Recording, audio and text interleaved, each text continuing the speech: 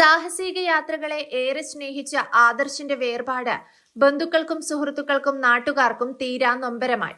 റോഡിനു കുറുകെ ചാടിയ കാട്ടുപന്നി ബൈക്കിലിടിച്ചുണ്ടായ അപകടത്തിൽ തിരുമല രാമമംഗലം ബംഗ്ലാവിൽ എസ് അജയകുമാർ ശ്രീകല ദമ്പതികളുടെ മകൻ ആദർശാണ് മരിച്ചത്.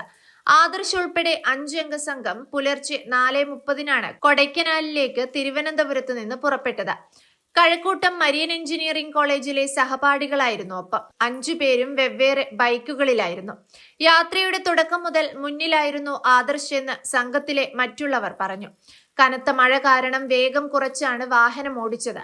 തുടക്കത്തിൽ സംഘാംഗങ്ങളിൽ നിന്ന് 100 മീറ്റർ മാത്രം മുന്നിൽ സഞ്ചരിച്ച ആദർശ് പിന്നീട് ഏറെ മുന്നിലായി. ഇതിനിടെയാണ് തിരുവനന്തപുരം ചെങ്കോട്ട റോഡിൽ വെങ്കോല ഫോറസ്റ്റ് ഓഫീസിനു സമീപം റോഡിനു കുറുകെ ചാടിയ കാട്ടുപന്നി ആദർശിന്റെ ബൈക്കിലിടിച്ചത്. ഹെൽമെറ്റ് ധരിച്ചിരുന്നെങ്കിലും റോഡിൽ തലയിടിച്ച് ഗുരുതര പരിക്കേറ്റു. കടയ്ക്കൽ താലൂക്ക് ആശുപത്രിയിൽ എത്തിച്ചെങ്കിലും മരിച്ചു. മാസങ്ങൾക്ക് മുൻപ് വാങ്ങിയ പുത്തൻ ബൈക്കിലാണ് ഇന്നലെ കൊടൈക്കനാലിലേക്ക് പുറപ്പെട്ടത്. മൃതദേഹം ഇന്ന് രാവിലെ 9 വീട്ടിലെത്തിക്കും. റോഡിനു കുറുകെ ചാടിയ കാട്ടുപന്നി ബൈക്കിലിടിച്ച് യുവ സോഫ്റ്റ്വെയർ എഞ്ചിനീയർ മരിച്ചു എന്ന വാർത്തയായിരുന്നു ആദ്യം പുറത്തു വന്നത്. തിരുവനന്തപുരം തിരുമല രാമമംഗലം ബംഗ്ലാവിൽ retired KSEB assistant executive engineer S Ajayakumar Sreekala എന്നീ ദമ്പതികളുടെ ഏക മകനാണ് ആദർശ്. 27 വയസ്സ് മാത്രമായിരുന്നു പ്രായം. സുഹൃത്തുക്കൾക്കൊപ്പം കൊടൈക്കനാലിലേക്ക് പോവുകയായിരുന്നു ആദർശ്. റോഡിൽ തെറിച്ചു വീണ് തലയ്ക്ക് ഗുരുതരമായി പരിക്കേറ്റ് കുറച്ചുനേരം റോഡിൽ കിടന്നു. തിരുവനന്തപുരം ചെങ്കോട്ട റോഡിൽ ബെങ്കോല ഫോറസ്റ്റ് ഓഫീസിന് സമീപം പുലർച്ചെയായിരുന്നു സംഭവം.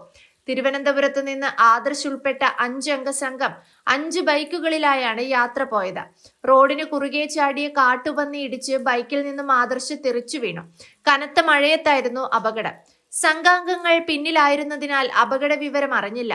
കുറച്ചു സമയം കഴിഞ്ഞെത്തിയ സുഹൃത്തുക്കളാണ് ആദർശ് പരിക്കേറ്റ് റോഡിൽ കിടക്കുന്നത് കണ്ടത്.